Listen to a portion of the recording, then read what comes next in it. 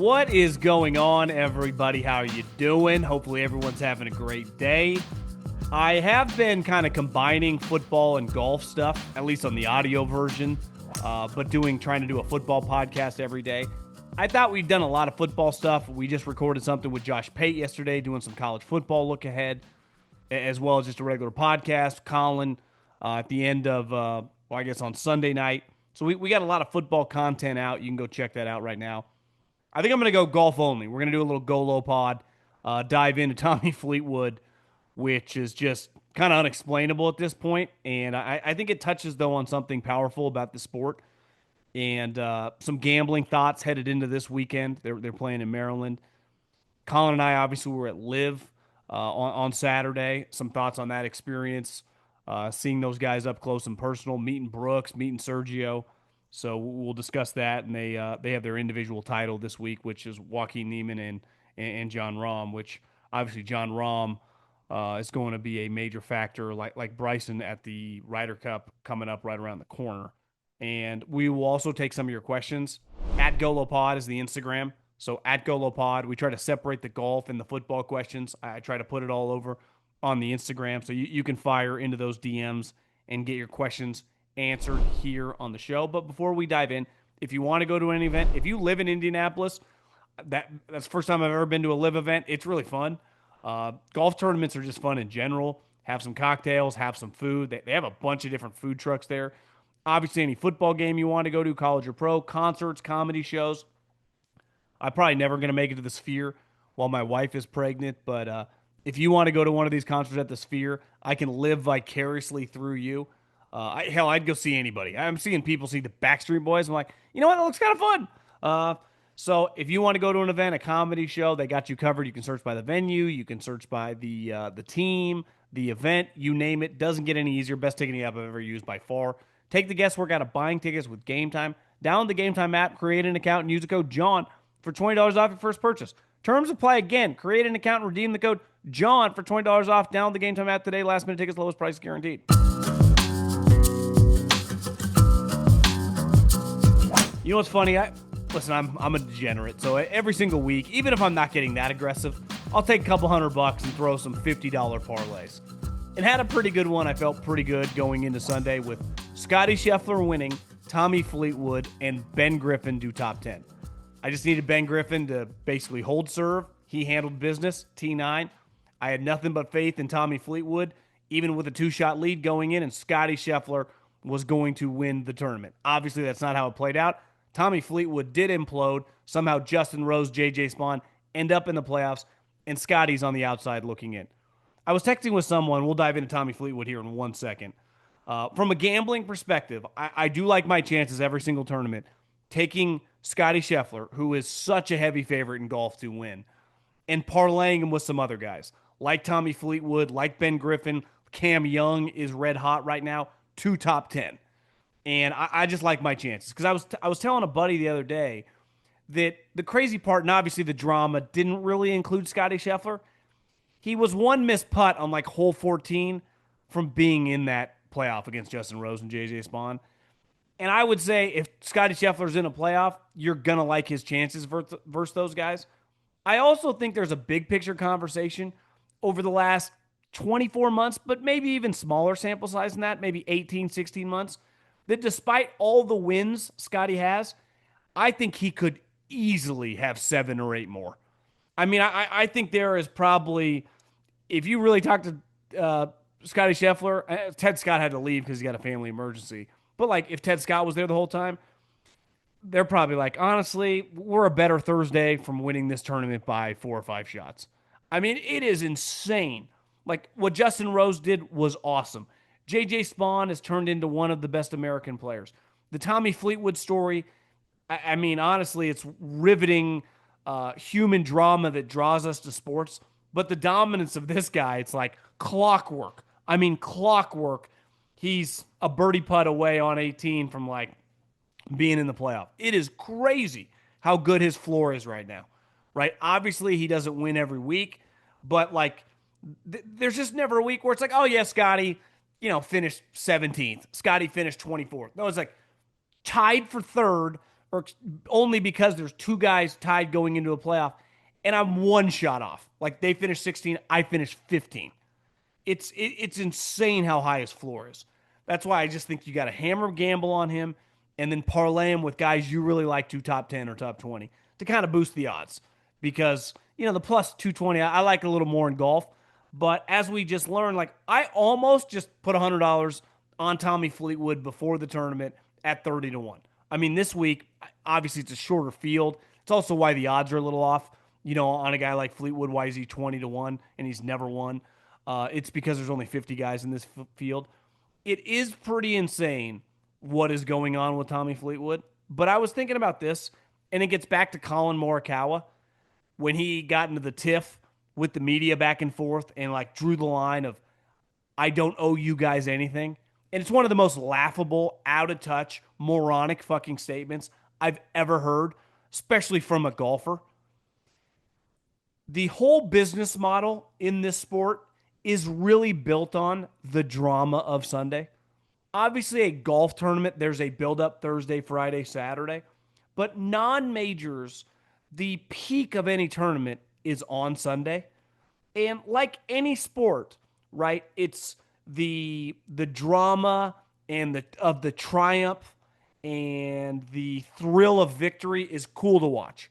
Justin Rose talked about it. I watched his press conference after he won because I think he's the oldest guy to win over the last 5 years, not named Phil Mickelson, who was 51 when he won the PGA Championship. But we don't see that many guys in their mid-40s, late 40s winning anymore on the PGA Tour because, I mean, the talent of guys from like 22 to 30 years old is insane, and we got some guys in their 30s that are like all-time great players. So it's really, really hard for older guys to win, especially now with the distance boom. But Rose was saying, typically when you have like a walk-off putt to win a tournament, the emotional high is unlike anything you feel in golf. You just lose it. And remember the viral moment a couple years ago, for those of you golf sickos, that in the Ryder Cup, Justin Rose hit that long putt on 18 and pointed at every dude on the team that was sitting on the green. It was a badass moment, even if you were rooting for America. And there was nothing like, no one became more famous for his antics after game-winning putts or tournament-winning putts than Eldrick Tiger Woods, right? There's a thrill of that. J.J. Spaun did it in the U.S. Open. Nothing is better. It is the best moment in golf.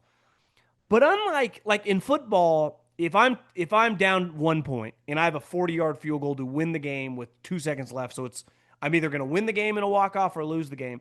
It sucks to miss the kick, but it's like, did he choke or did he just miss the kick? And a lot of times in team sports, right? Like, I lost Game 7 of the World Series and I was up 4 runs. Well, my bullpen just imploded. 2 guys gave up two run home runs, and they just got back in like an inning and a half, and all of a sudden we were down. Right? We just lost. We just made some bad plays. You don't need to sink a 30-foot putt to score big this weekend. Just fire up the DraftKings Sportsbook app and take your shot at the green. The kind with dollar signs. Whether you're a diehard golf fan like myself or just in it for the Sunday drama, DraftKings has everything you need to make the round a little more exciting. Live bets, prop plays, and odds boost. Here's the thing. Are you new to betting on golf? You can bet on the winner. You can bet on a guy to top 5. You can bet on a guy to top 10. My bet last week, I'm going to roll over again. I got Scottie to win, and I parlayed that with Tommy Fleetwood and Ben Griffin, 2 top 10. I think if you want to have a little action on Scottie, he was 1 missed putt away from being in the playoffs. We know Fleetwood's not going to win, but he's going to be in the mix. Ben Griffin is hot right now. One other guy, Cam Young. So between Cam Young, Tommy Fleetwood, and Ben Griffin, I like those guys to top 10, and I think Scottie Scheffler gets it done. So any sort of combination with those guys this week, I'm fired up on. Take your swing at winning some dough this week. Download the DraftKings Sportsbook app and use the code JOHN. That's code JOHN for new customers to get $200 in bonus bets instantly when you bet just $5. Only on DraftKings. The crown is yours. We're in golf. It's like Tommy Fleetwood had a lead on 18 earlier this season against Keegan Bradley. And then he hit the fairway. He is one of the best players on the PGA Tour. He is a world-class player. And if you watch him, the majority of tournaments, Thursday, Friday, Saturday, he's fucking unreal. And he's made a career off Sundays being way back shooting like 65, 66, 67. He's an elite player. He's one of the best European players. He's a big reason a guy like him, who's like not even the third or fourth best player on his own Ryder Cup team, why a lot of people are going to pick Europe to come into New York and beat us in the Ryder Cup. Yet when that moment happens with Keegan Bradley, he hits a terrible approach shot, and then he essentially three putts, and Keegan makes a birdie, and he loses. You're like, that was kind of a choke job. But you're like, hey, it's like, how often does this happen? And then you start looking at the stats. You're like, Tommy Fleetwood has made over $30 million and never won a tournament.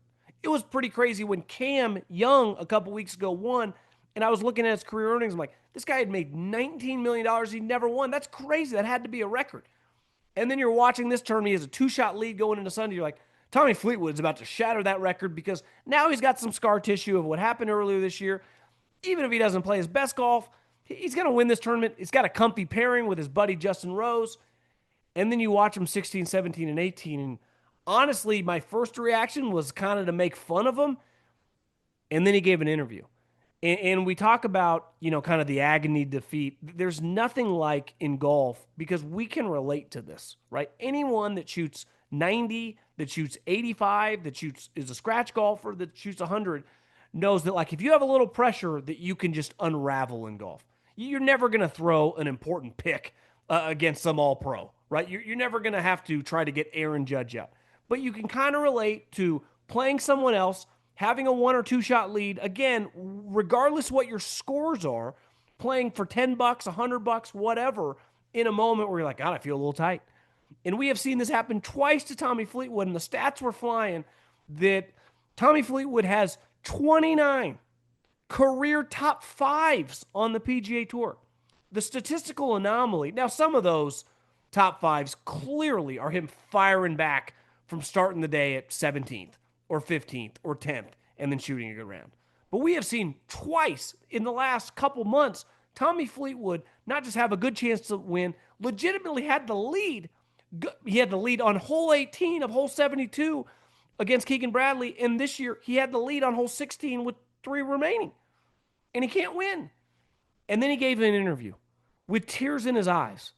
And you went, that's what the business is built on. Watching guys win and watching guys crumble, but then this is all reality television. And whether you're a Tommy Fleetwood fan, whether you don't really care, if you watched him talk with tears in his eyes after blowing his second fucking tournament over the course of the last couple months, when we all agree in the rankings and the stats, he's one of the best players in the world. And it's like all these random guys have won the last couple years. And this guy can just not win a tournament when it just feels like it's there for him on a silver platter. And it's not like he just loses, like he's chipping over the green, it runs off 50 yards, hole 18, he pumps it into the bunker. It's like, what is going on? This world-class striker of the golf ball who just peppers fairways, who peppers greens, is like all over the map. You're like, how is this happening to this guy?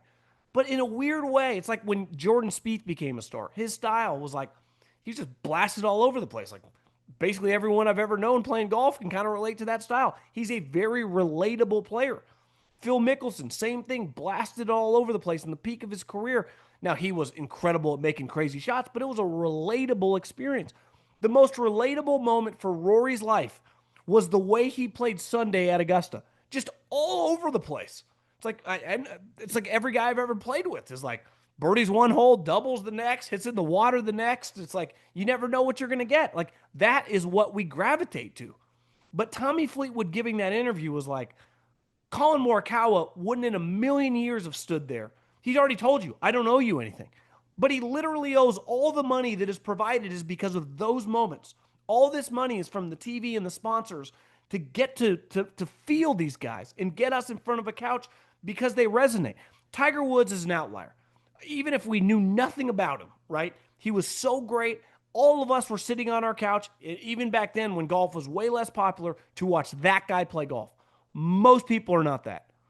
Like Phil Mickelson struggles, his inability to win a major, his inability to win a U.S. Open. Like that drew us to Phil. And then obviously, his wife having cancer and flying back to see his daughter. Like the human element of Phil Mickelson is what really drew us to Phil. Unlike Tiger, who's just basically Michael Jordan on a golf course.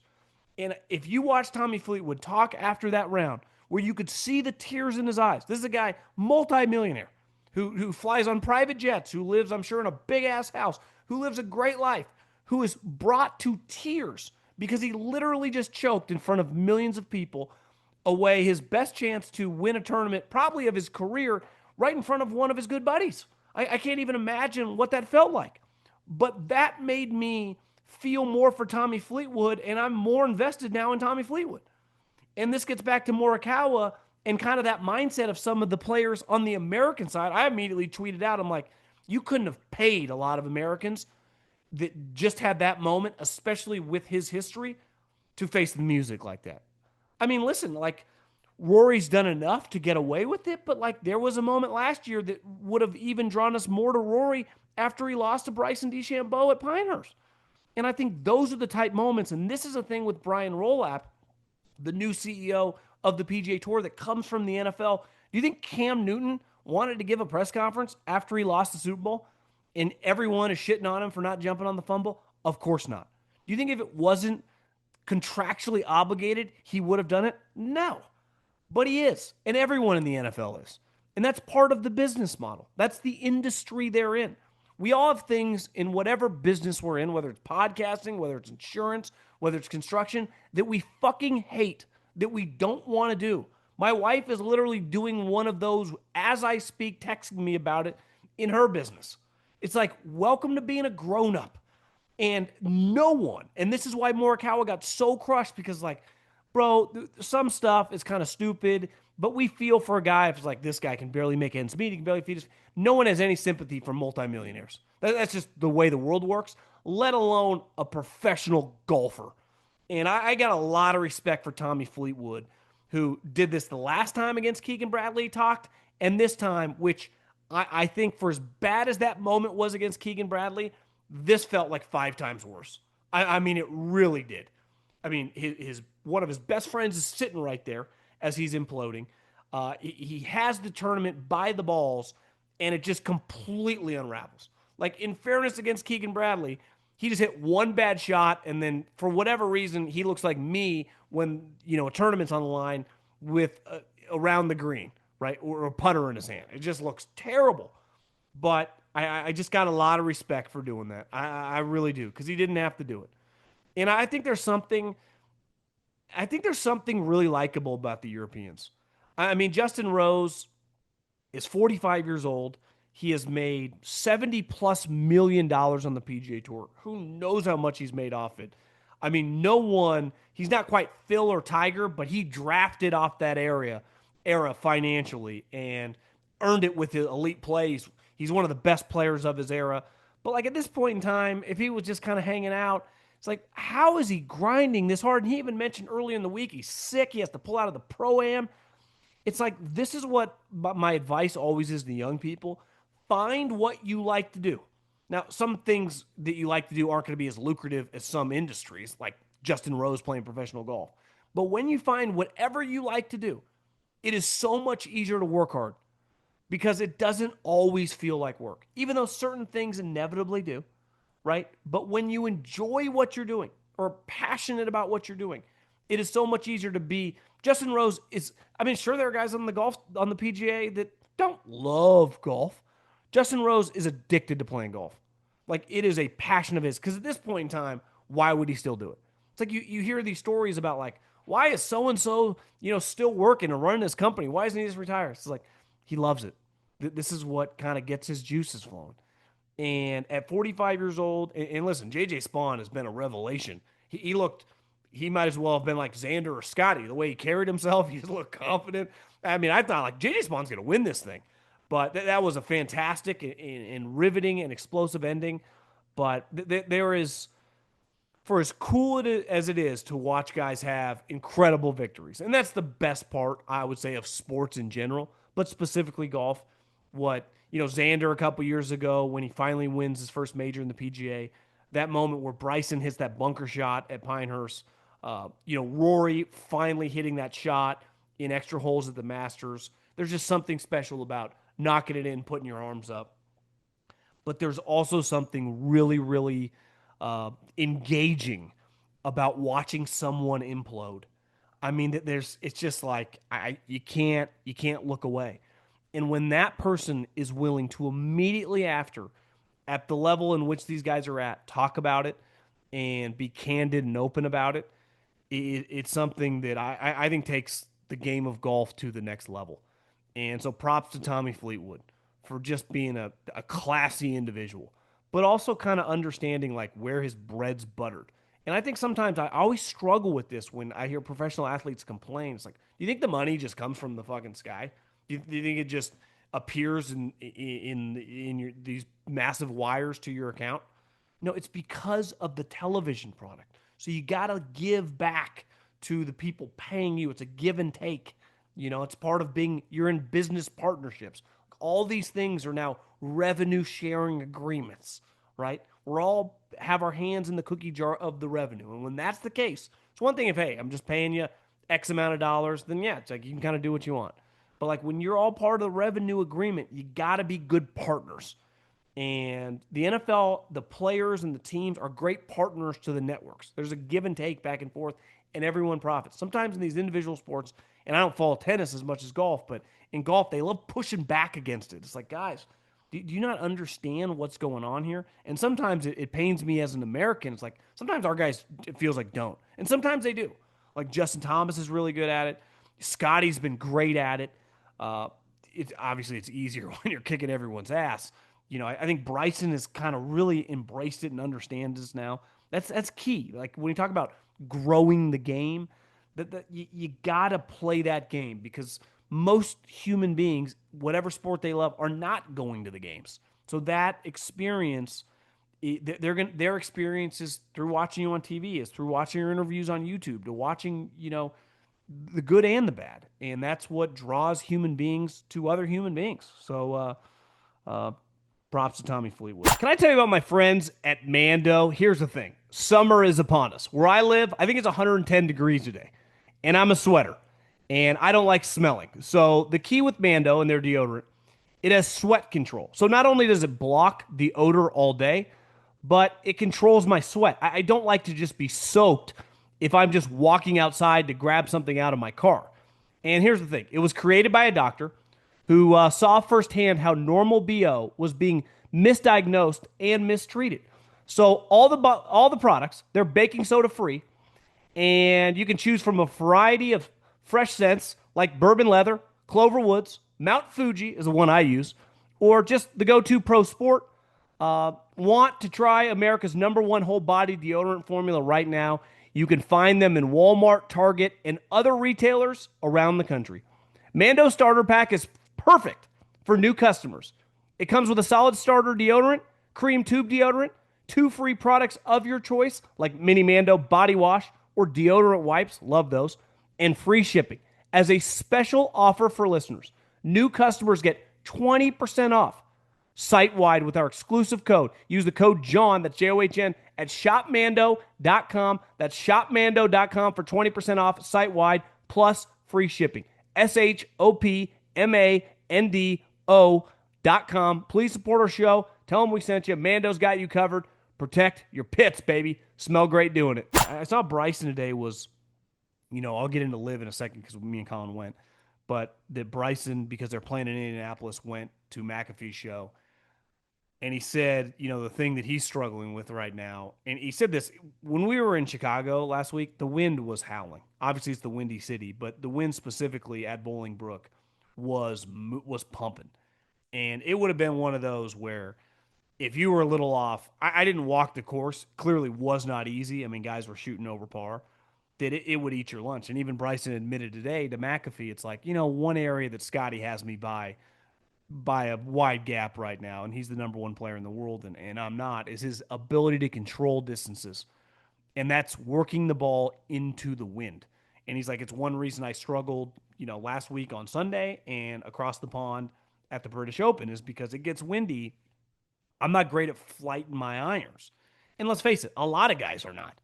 And Scottie's distance control, it's one thing if there's no wind and you're 157 yards and that's just a full 9-iron. Well, that's distance control. You're just hitting a full shot. It's another thing when the wind's blowing 23 yards and the pin is tucked to one of the corners of the green and you got to flight the ball and work the ball with the wind going the other way. And that's where, Tiger was so much better than everyone else. He had every shot in the book. I mean, if you watch some of Tiger's teach tapes on YouTube that he used to do before he shattered his ankle with, like, I think golf.com, he would hit like three shots for like a low, high, and middle fade, straight, low, high, and middle straight shot, and then a draw with all three. So he'd had 9 shots in 9 different windows, and he had them all. That's why he's considered the greatest ball striker and iron player of all time. And a lot of guys don't. Like, they are great players. And this was a knock on Rory a couple years ago. It's like the conditions get a little off, starts getting rattled. He actually, I felt like, spent last summer or last winter working on the wedges and flighting the wedges, and he came back to Augusta and was awesome. And I think what Scottie's doing right now, it's insane.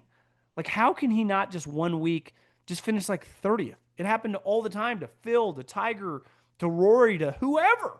And he just refused, like, yeah, even if I don't win, I'm going to be fourth. Even if I don't win, I'm going to be third. Even if I don't win, worst case scenario, I'm going to be seventh.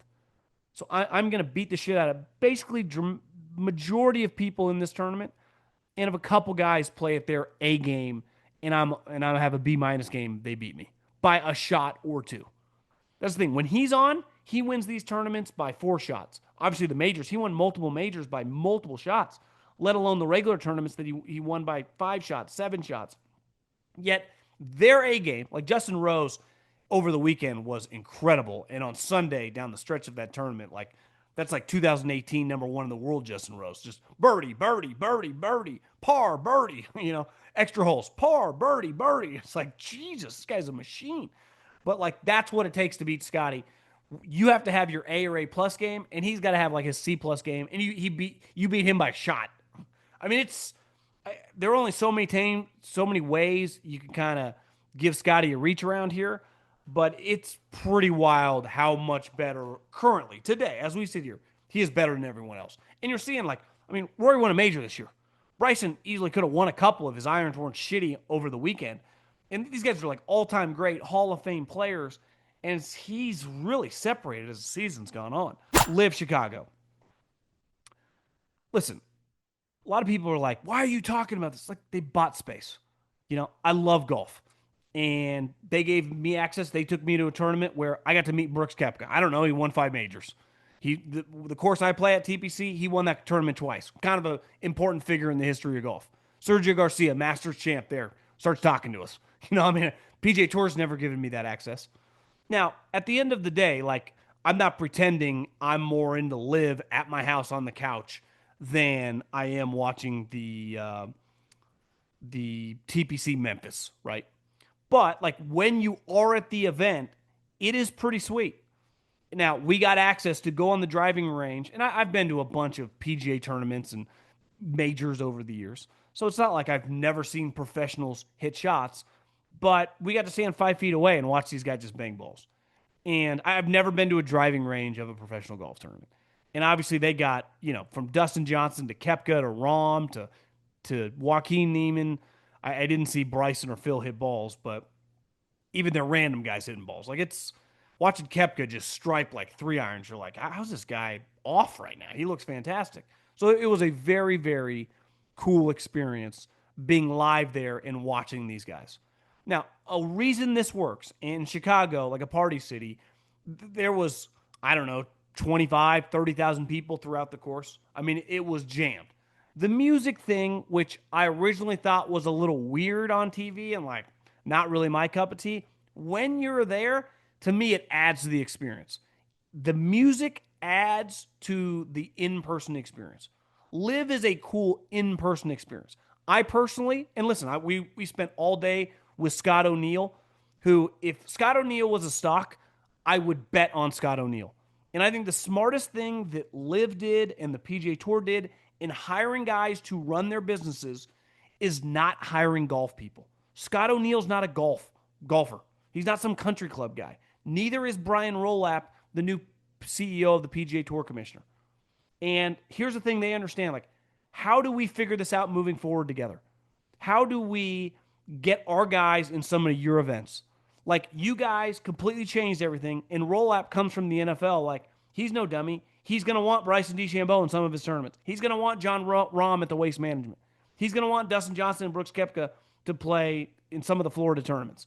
This is a fucking business. This isn't like emotions are high. That was cool a couple years ago. Those days are over. How do we figure this out moving forward? And I think the one thing Scott O'Neill gets, and this is a guy that worked for Josh Harris with the Sixers and the Commanders. He worked for David Stern. Like he just kind of gets business. And Greg Norman like put a stink on this thing, and rightfully so, because everyone thought he was a D-bag. Everyone thought he was a complete loser and had a vendetta against the PGA Tour, which became very obvious. Scott O'Neill doesn't. And one thing watching Scott operate is I think he kind of gets where his bread's buttered. Like watching him interact with the players, talking to him about what he's doing to try to get these guys back in the mix, and also just understanding like the power of these individuals. And I go right to them. It's like, okay, this guy's just an impressive businessman. This is just type person you bet on. It's like I was BSing with him, and he's a Philly guy. He's like, oh, Howie's one of my good buddies. So we took a pic. I sent it to Howie, and Howie's like, I fucking love Scott O'Neill. I mean, the type of people that this guy, Greg Norman was toxic. And sometimes when you have a toxic person in any different line of work, like there comes to a point where like you just got to throw the guy overboard. Because whatever your chances are for success, you have no chance with that individual. We all know these people in our communities. Like, you can't do business with that guy. I mean, I have a lot of friends that are in some sort of, I would say, part of the construction industry, construction slash real estate, and you hear it all the time. Don't mess with that guy. He's a scumbag. That guy's a bad guy. That guy will totally screw you the moment you're not paying attention, right?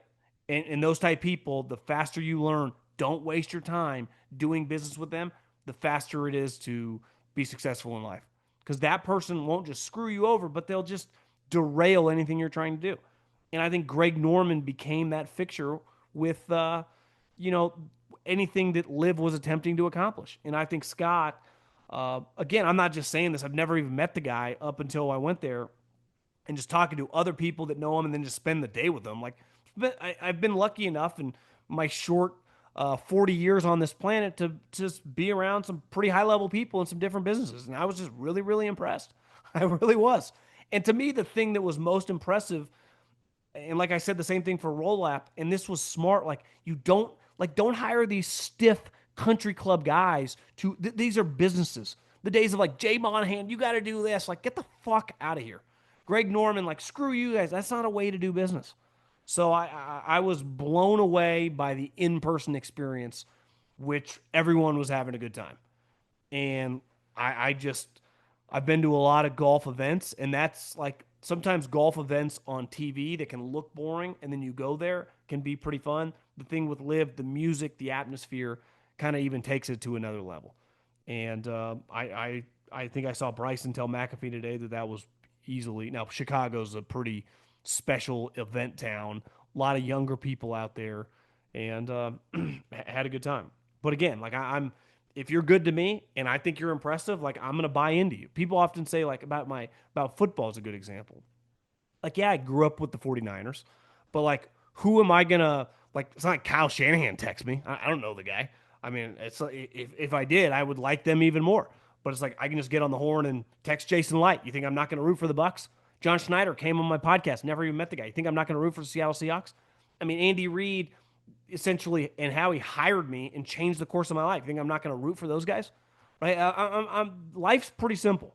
If I meet you, if you impact my life, if I'm impressed by you, like I'm going to root for you. So I think like I'm not the pretend to be some LIV diehard here, but I was really, really impressed by Scott O'Neill. So I think that I am optimistic that things are going to change. I don't know how, but I do think that there will be some dramatic movement over the next 18 months and get some of their guys potentially playing in some more tournaments. Uh, LIV this week as their individual championship. Obviously, the Ryder Cup is right around the corner. Jon Rahm easily could have won in Chicago. He has yet to win this year. I think ultimately the Ryder Cup, we lost some when Tiger and Phil didn't play that well. Just like last time, I think in Rome, Scottie Scheffler did not play that well. If they go into this Ryder Cup, and John, I mean, it wouldn't shock me at all if he wins this week in Indianapolis. He's playing really, really well. If Rory looks good these next couple weeks, and all of a sudden the Ryder Cup is led by Rory McIlroy and Jon Rahm, like we're gonna need Scottie to be on his A game. Luckily he is, and then some other people to help him out because I think Jon Rahm's got a lot of momentum, and I also think just big picture for next year, I'll be a little stunned. This year for the first time in a couple years, he was right there with Scotty with 9 holes to go in the PGA Championship.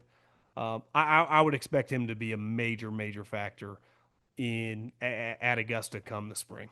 It's a course that he's very comfortable with. He's obviously won there before. He's played well there many times. It's just kind of an event. He's a historian of the game. It means a lot to him. So I think Rahm, who kind of dipped once he left originally for Live, has kind of got his swag back. And the other thing that you see out at what I saw at Live Chicago and Bryson going on Pat McAfee, what he's kind of become for the sport. I was telling this to Colin. I was saying this to Scott O'Neill. I think currently Bryson is the Steph Curry of golf. He's just the guy that every casual person kind of knows and everyone pays attention to. The YouTube golf changed it. Hitting the long shots changed it. How good he is changed it. If you just say, I'm at a tournament and every single guy in the world that matters is at that tournament, who, if you just poll casual people, like, who do you want to see hit a shot right now? I think most of them would say Bryson. And he's another guy that's going to the Ryder Cup with Rahm that, he to me, he was playing excellent early in the season. We'll see how he is coming in the Ryder Cup. I mean, he's going to be a major factor at the Ryder Cup in terms of how many times he plays, but he brings a buzz there that is really it's really hard to deny. I mean, he by far to me might be their best overall player. Like I think if you just put Rahm versus Bryson and they played at 10 different courses in 10 different environments, I think I would say Rahm's probably just the has more shit to his game, can just do more. But I think Bryson is the more just electric, the showman. There's the element of like he's kind of like Phil, and I think he's kind of the modern day Phil of just shaking hands, kissing babies, kind of just at this point in time in his life, just kind of gets it. At GoloPod is the Instagram firing those DMs. Do you think we'll ever see a fifth major? The logical choice would be the Players. Iconic course and always strong field seems to always generate more buzz than the PGA Championship. I don't know how you could just start considering something a major, right? I'd have to go back in history to find out like when was the fourth major added and how long we had four majors. But we've had four majors like my whole life. So if you just name the Players the fifth major, right? Let's just say 2020. Let's just pick 2030. They're like the Players is now the fifth major. Well, if I won the Players in like 1988 or 2002, do I get to consider myself a major champion? That's where it would get a little confusing and I think kind of convoluted in the history of the sport. So I would lean we don't see the fifth major, but like being out there, Scott's dealing with these guys and dealing with the majors. There's just one thing with golf is I do think there's a big change happening. Forever, and if you're not a big golf guy, I totally understand that you just view like country club golf stiff, kind of just a bunch of assholes. And for a long time, country club was always viewed as like, it's just kind of the prissy people that are just kind of rich guys. Now I think the world's changed. I mean, hell, some of the most expensive country clubs don't have any rules. You can wear whatever you want. The nicest country club or the most expensive country club here in around where I live is Silverleaf, and that's where Jon Rahm plays, and a bunch of guys play out there. But Jon Rahm's a member out there. There is no dress code. I had a buddy that played out there probably like 4 months ago, and he's like, after we played, we were gonna go to the bar and grill to like I think they had played at teed off at noon. They were having dinner out there, and he's like, I showered first. So I went to shower. I hit the cold tub, and then I wore basketball shorts and a t-shirt dinner in the grill. Because their thing is like, yeah, we want you to come enjoy it. I mean, the country club where I grew up playing, which is, I mean, if Silverleaf costs 500 grand to join, this one costs about 4 grand to join. They're like, no jeans in the clubhouse. It's like, okay, guys. I mean, my fucking jeans are more than my Dockers here. What are we doing? And they still battle that. My brother's a member there now, and it's just Those days are done. It's like I can't have my phone out. Well, it's like I got a business meeting right now. This is where I come to hang out, but I still got to do business on the course. It's like, come on, guys, we got to adapt. Question for the bag: Fleetwood just went in the bunker, assuming he's not going to make birdie. He didn't. Do you think there's a chance we never see him win on the PGA Tour? Uh, I would say after he lost to Keegan, you're like, okay, some people think he's never going to win. Then you watch this, you're like, it's got to be in play. I mean, there's no disputing. I do think it's at the point now with like a kicker. When a kicker just can't make a kick, it's like, well, he knows how to make kicks, but there's a mental block, right? Chuck Knobloch, when he couldn't throw to first base, there's just like a mental block. I think there's a mental block. Something gets in his head that he can't shake the negative thoughts because he hit that shot on hole 16, the par five. Honestly, at 210 yards in, he's one of the best iron players on the planet, and he flies it into the stands. And then he chips it over the green. It's like, Tommy, I've watched you play the last 60 plus holes. You didn't look anything like this. What is going on? And then it was never the same since. And like you said, 18, he just pumps in the bunker off the tee and blasts the ball over. I mean, it's kind of rough. Now, if you said, hey, let's say you gotta put something on it, like a lot where you're gonna sweat. Let's say $10,000. If you had to bet $10,000 right now that Tommy Fleetwood is going to win or not win a PGA tournament the rest of his career, I think you would have to bet. I mean, 29 times he's finished in the top five. So just statistically, the odds are on his side that one of these days he's just going to, instead of totally blow it, he's going to hit a couple good shots. And he honestly started doing that like the last couple holes, or like, I think it was like 12, 13. He birdied a couple holes in the back nine. You're like, oh, he's going to win this thing. He kind of shook off the cobwebs here. And then he didn't. I've been betting on Fleetwood for a few years. He is always so close. I thought I would get all my bets back today. Well, you might have if he would have won. Should I give up on him ever winning? I think Fleetwood more than any guy on the tour, because Scottie, it's like you could bet top five, but his odds this week are like minus 265. So you're going to bet $265 to win $100 for Scottie Scheffler to top five. Now you could argue it's like, well, John, he's probably a lock top five. And like, yeah, you're probably right. But it's like that. Those aren't fun bets.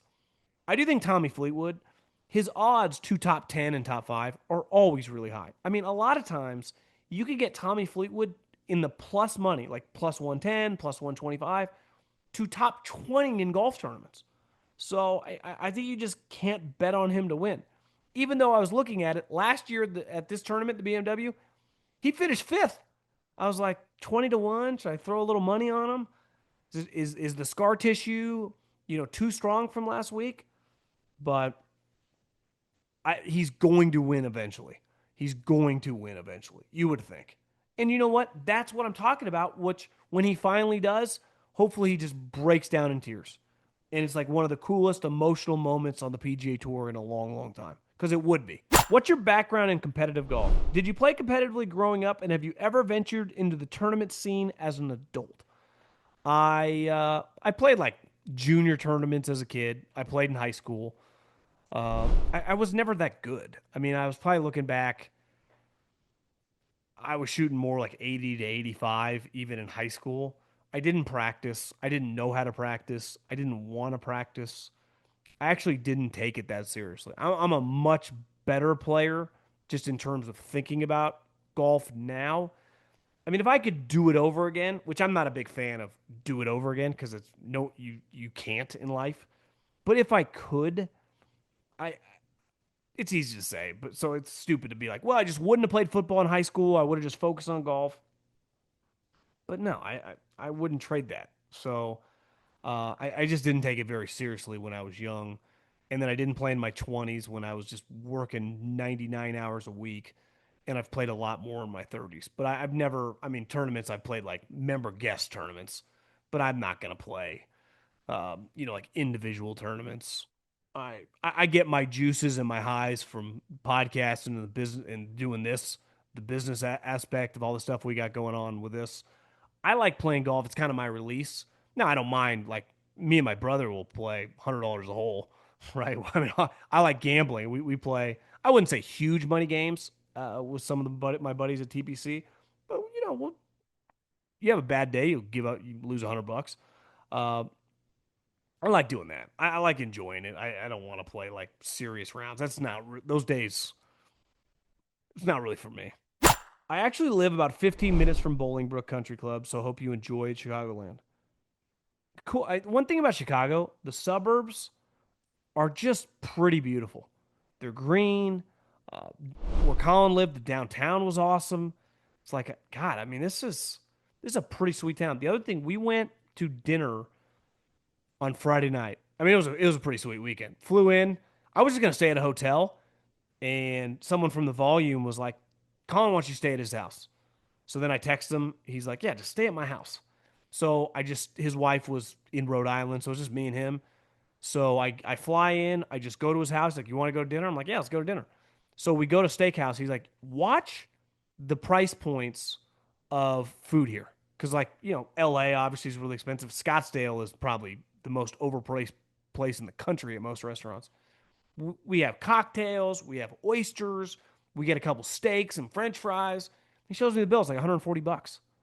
I'm like, the equivalent of this restaurant in Scottsdale would have been like $300 for what we just bought. I'm like, I really appreciate the price points in the Midwest. I mean, that was how nice it is, how beautiful the suburbs are. Went to his gym before Saturday. He might have the fucking nicest 3-story gym I've ever seen in my life. So I was blown away by Chicago. The question is, I'm trying to argue Phil just simply isn't a top 10 golfer. I have someone trying to argue that Phil simply isn't a top 10 golfer and proceeded to just count trophies instead of getting into actual golf. I think Phil is, um, I mean, think about this. Post Jack and Arnold and Lee Trevino, I guess you would say Tom Watson like the 70s and 80s. But over the last 35 years, he's clearly the second best player. And I would say of the last 70, 80 years, I mean, how many guys? You got Ben Hogan, you got Jack, you got Tiger. I mean, I'm just throwing out names. Arnold Palmer, Tom Watson, Gary Player. And I think when you factor in the importance of the way Phil, interacted with the crowd, his personality, I, I think he's one of the most important guys in the history of the game. To me, he's a top 10 player for sure. I have a mild take here and wanted to gather your thoughts. Scheffler borderline saved the PGA Tour with the LIV versus PGA rivalry. Beside Rory, there has not been much star power over the last few years winning big time tournaments. Guys like Xander, JJ Spaun, and Brian Harman don't move the needle for the common fan. If Scottie wasn't so dominant right now, I think the PGA would have been in trouble. Thoughts? I would say Rory as well. I mean, Rory could have won 4 majors over the last 4 years. Scottie's obviously won 3, Rory's won the 1, but those guys, those two specifically, I mean, Rory was a household, a big star, and started playing at an elite level these last couple of years. And then winning the Masters. I mean, the Masters one of the highest rated golf tournaments of the last like 10, 15 years. Not named Tiger or Phil. So I would put Rory and Scottie in there as well. But that's golf. I mean, that's tennis is the same way. If they don't have a star, no one cares. So golf is not, I've said this forever, golf's not strong enough. And this is what I was talking to Scott O'Neill about. It's like, you guys have Bryson. Like, he's a pretty valuable property, right? Phil's 55. So while Phil's a legendary individual and he got a huge standing ovation out there when I was there because he was in the lead, I mean, just the PGA Tour doesn't need him, right? But they need Bryson. And golf needs, it's why these majors have been so big. Because, Koepka last year winning the PGA or 2 years ago. It's not strong enough to just split up this tournament. So you need the top guys. And I think there are 3 guys who are head and shoulders in terms of fame and needle moving above everyone else right now. Scottie, Rory, and Bryson. I'd even, Rahm, I would put on their level as a player when he's on, but I don't know he's quite the needle mover. So yeah, I mean, I think Scottie's rise has been very important. Xander Xander seems like a good guy when he's on like Bob Does Sports. He's funny, but is not a big personality when it comes to the media. Scottie's actually sneaky pretty good with the media. If you were a tour pro who hits 60% of fairways on average, would you rather be On the 60% fairways hit train, or take 100% if your drive's landing in the first cut. Assume average tour distance off the tee. This means no fairways, but no thick rough. Also, cut usually is good enough to generate spin. I think most of the PGA golf tournaments you play, the rough isn't that crazy. Like even walking around at Bolingbrook, the one thing they've done the last couple tournaments at LIV is like growing out the rough. There is a big difference in some courses if they grow out the rough. Right, being in the rough and being in the first cut is night and day difference. Right, it's like the difference between like a 10-yard first down, like a 50-yard bomb. I mean, it is devastating. But I I think on the aggregate on the PGA Tour, I wouldn't mind being in the rough if I was a PGA Tour player. So I would take the fairways hit because you'd be playing a lot of tournaments. Like the one thing on the PGA Tour, you play a lot of tournaments where you got to birdie a lot, and you have a big advantage playing from the fairway. And I think some of these tournaments from the rough aren't that. I mean, how many half the tournaments you're in the rough? It's like not that big a deal. Now, some of the ones you are, it's like okay, you might be screwed. But how many guys are hitting 80% of the fairways? So I would choose if you're long, it's a no, like Bryson or Xander or Rory. They would choose the 60 in the fairway all day long.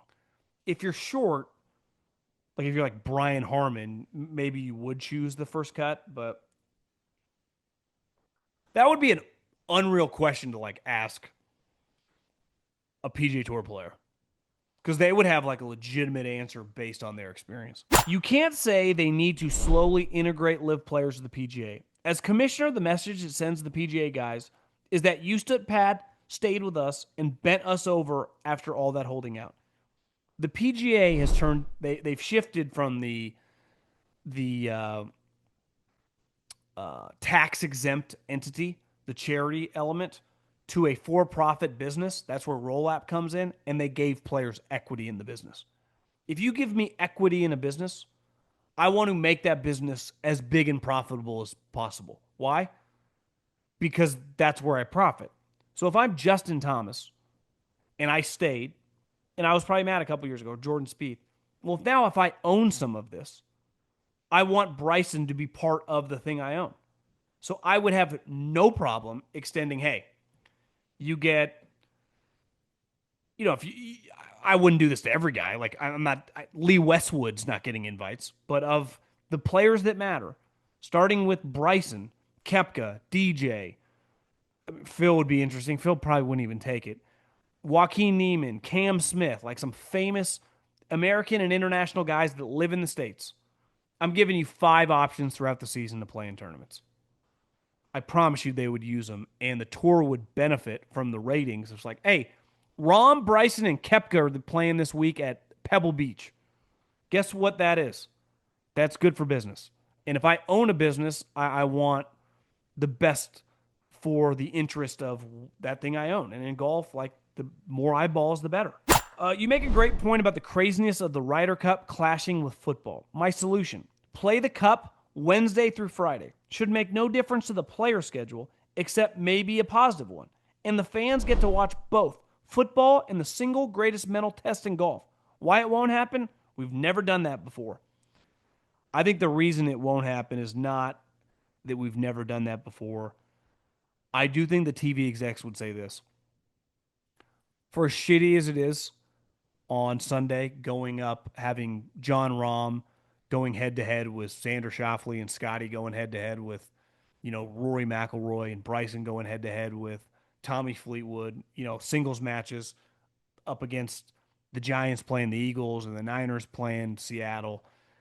It's still better than being on TV in the middle of the day on Thursday.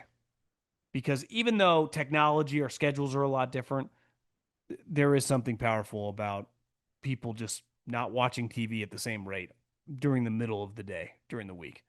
So I hear what you're saying. I think that would be the pushback from the networks. Because you're right, it would change the players zero.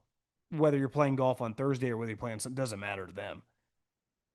But it matters for the broadcast window. And I just don't think anyone would watch. I'm a golfer in Nairobi, Kenya. God, we got a big ass audience here. I'm from the Kuyu tribe in Kenya, and the Kuyu grass is named after my people. Damn. I hear a lot about the grass types: Kuyu, Bermuda, Poa, bent grass, ryegrass. Question is, which grass makes the best and most challenging greens and fairways, and which presents the most challenging rough? I haven't played that much golf in Florida, which has a lot different grass than we have on the West Coast. I've grown up playing Bermuda grass and Poa greens. So bumpy greens, and I'm probably the wrong guy to ask because I don't have a great understanding of like what bent grass is around the greens or the ryegrass that I think it kind of explodes. That's another question that like even if you're a casual guy, if you've with business and you've flown around and you've just taken your clubs, it's like I've played in Florida, I've played in Texas, I've played in the Northeast. I mean, I've played in the Northeast, I've played in Nashville, I've played in Jersey, I've played in Philly, played in Arizona, but a lot of times I don't like I'm not nerdy enough to quite know unless I'm playing with someone that's really tied into like, hey, we're playing this level of grass. And even if we are, that doesn't change what I'm doing. So the I kept calling it the Kuyu. It's the Kikuyu, uh, the Kikuyu tribe. That's cool. Have you become a regular listener? Just graduated from Cal Poly. Congratulations. Question is about your warm up. Do you tackle the range, short game area, and putting green the same way every time, or do you mix it up depending on the day? Yeah, I mean, there's typically a warm up. Again, I'm a casual four handicap. So it's like if the game's cooperating with me, I can shoot 75. If it's not, I can easily shoot 85. But I am not getting there an hour and a half before and doing putting green, chipping, starting with my wedge, working my way up through the driver. Sometimes I'll show up 20 minutes before I tee off, grab a wedge, an 8-iron, a 3-wood, and a driver, hit some balls, couple putts, and go. So I do not, I'm not approaching this thing like I'm Scottie Scheffler or Bryson DeChambeau. I'm going to have a good time, hang, kind of get loose. If anything, if I go to the gym before I play, I try to do a couple like go-to stretches because my hips are tight, and so I try to stretch out. Honestly, for me, stretching and hitting some shots are probably more important than like a consistent warm up. I have to be loose, but my warm up, no rhyme or reason. Not taking it that seriously. But again, then I gotta get. That's why I don't get as mad at myself. Like if I when I flub a chip, it's like, well, I haven't practiced chipping in a month, right? But like that's if I did practice a little more, I think I could I get to a scratch? Probably not, but I could get to a lower single digit and just be a more consistent player. Simple question. What is your favorite club in the bag? I would say over the last 3 or 4 months, I've really dialed in my driver. And I actually, over the last month, worked on a draw because I saw Tiger just like close your feet, close my feet, take my club a little more inside, and I've been able to play a draw. My go-to shot's a power cut, 285, 290. I mean, I hit the ball pretty far off and it's been pretty accurate. So I would say right now, my favorite club in my bag is my Callaway driver, which is just it's been pretty potent. My putting is probably I love the way it looks. My wife got it, Scotty Cameron, that's kind of painted with like Michael Jordan colors, Bulls colors, like it looks like a shoe. But I don't practice putting. Don't really. There's an element of luck there, but I'd say driver. I'd say like 8-iron. I like a good short iron, especially like a back right pin where I can just kind of open that feet and play a power cut from about 165. My least favorite club would probably be sand wedge. Not I don't mind a sand wedge from like 90, 100 yards. So I'm hitting a full shot, but you give me like a 30-yard shot, a chip, I'm in major trouble. Have a great day. See you guys later. Peace.